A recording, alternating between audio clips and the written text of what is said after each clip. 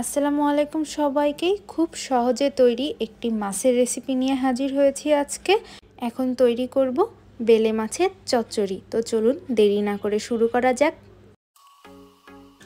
এই যে প্রথমে বেলে মাছগুলো নিয়ে নিয়েছি, এগুলো খুব সুন্দর মতো কেটে ভালো মতো ধুয়ে নিতে হবে।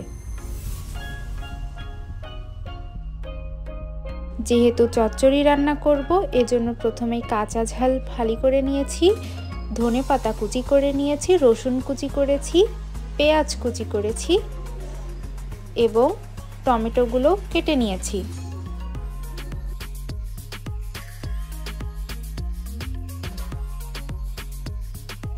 এখন রান্নায় চলে যাব। প্রথমে একটি কড়াইয়ে কুচি করে রাখা পেঁয়াজগুলো নিয়ে নিচ্ছি, এর মধ্যে একে একে রসুন কুচি এবং টমেটো কুচিগুলো দিয়ে দিচ্ছি। এখন এর মধ্যে অল্প পরিমাণে পেঁয়াজ বাটা, রসুন বাটা, জিরা বাটা এবং সরিষা বাটাও দিয়ে দিচ্ছি।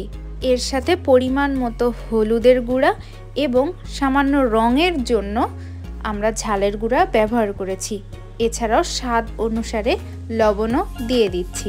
ঝালটা শুধুমাত্র এখানে রঙের জন্যই ব্যবহার করা হয়েছে।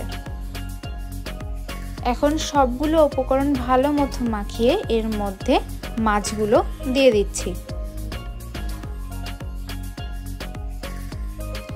মাছগুলো সহ খুব ভালো মতো হাত দিয়ে মাখিয়ে নিতে হবে। মাছগুলো মাখানো শেষ। এখন পরিমাণ মতো এর মধ্যে তেল দিয়ে দিব।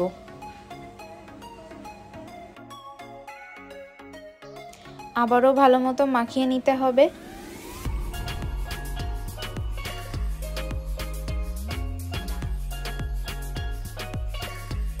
এখন রান্নাটার জন্য পরিমাণ মতো পানিও দিয়ে দিচ্ছি।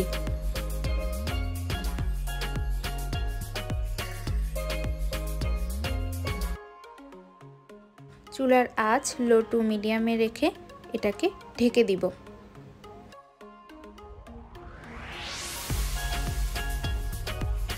অনেকটাই হয়ে এসেছে, ঝোলটাও অনেকটা শুকিয়ে গেছে।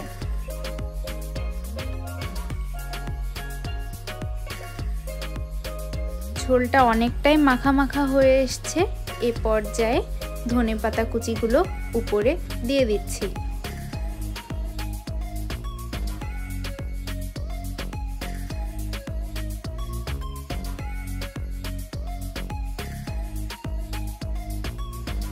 রান্না শেষ, এখন নামিয়ে নিব।